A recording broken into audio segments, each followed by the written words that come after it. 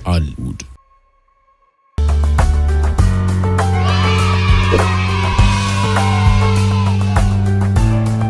ልጆች የዛሬ ተረት ርዕሳችን ጫማ ሰሪው። በድሮ ጊዜ የሚኖር አንድ ጫማ ሰሪ ነበር። ይህ ጫማ ሰሪ ልጅ አልነበረው፣ ሚስት ግን ነበረው። እሱና ሚስቱ ይኖሩ ነበር። ሚስቱ የቤቱን ስራ ትሰራለች፣ እሱ ደግሞ ጫማ እየሰራ ይሸጥ ነበር። ለብዙ ጊዜያት ጫማ ይሰራል ይሸጣል፣ ግን ምንም ትርፍ አያገኝም ነበር። ከዕለታት አንድ ቀን ሄደና ቆዳ ከሚወስድበት ቦታ ልክ ሲያይ አንድ ጥቁር ቆዳ ብቻ ነበር የነበረው፣ ሌላው አልቆ ማለት ነው።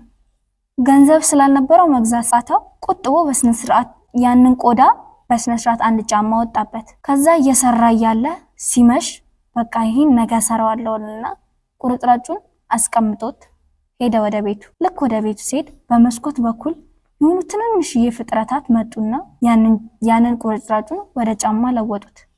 ከዛ ጠዋት ተነሳና ወደዛ ቦታ ልክ ሲመጣ ጫማ ተሰርቶ ነበር። ግን ሰውየው በጣም በመደነቅ ደግሞ ጫማው በጣም ነበር የሚያምረው። በመደነቅ ማን ይሁን ይሰራልኝ፣ ማን ነው እንደዚህ ግን እየረዳኛለው አለና ግራ በመጋባት ግን ጊዜ አላጠፋም ነበር። ሄደና ለመሸጥ ሞከረ። ልክ ሲሸጣ በጥሩ ዋጋ ሸጠና ቆዳ ገዝቶበት መጣ። ከዛ አሁንም ደግሞ ቆራርጦ አስቀመጠና አሁንም ወጣ። ልክ ሲወጣ አሁንም እነዛ ትንሽዬ ፍጥረቶች መጡና አሁንም ሰርተውለት ሄዱ። ልክ አሁንም ይመጣና እስካሁን ትርፍ አላገኝም ብለው ነው አይደል ያጋዙኝ ያሉት አለና እግዚአብሔር ሆይ ተመስገን ስለረዳኝ አመሰግናለሁ አለና አሁንም ያንን ጫማ ይዞት ወደ ገበያ ሄደና ሸጠ። ከዛ ያ ሰውዬ ጥሩ ጫማዎችን በመሸጥ ታዋቂ ሰው መሆን ጀመረ።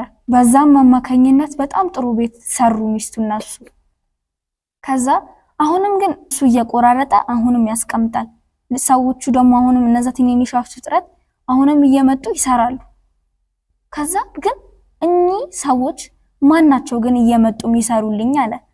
ከዛ ሚስቱን ግራ በመጋባት አው የምር ግን አው ማን ናቸው እስካሁን እየሰሩልን እየረዱን፣ እኛ ደግሞ እየሸጥን ትርፍ እያገኘን ያለነው፣ ግን ማንነታቸውን ግን አናቅም።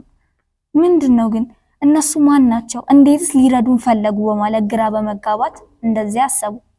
እስቲ አሁንም ጫማ ቆራርጠ ካስቀምጥና መታው እስቲ እንደሚሰሩ እናያለን አሉና ሰውዬው አሁንም ሄደና ጫማ ቆራረጠና ጠረጴዛው ላይ አስቀመጡ። ከዛ ከኋላ ደግሞ ሄዱና ከቁም ሳጥኑ ኋላ ሚስቱና እሱ ተደብቀው ማየት ጀመሩ።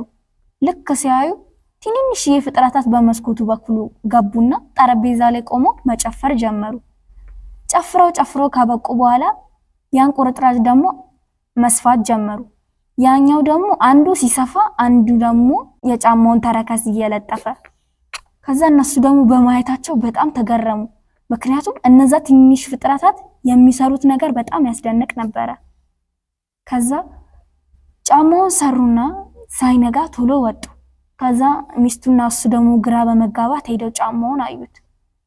ከዛ እነዚህ ትንሽ ፍጥረታት ልብሳቸውም ተቀዳዷል፣ ሁሉ ነገራቸው ደስ አይልም።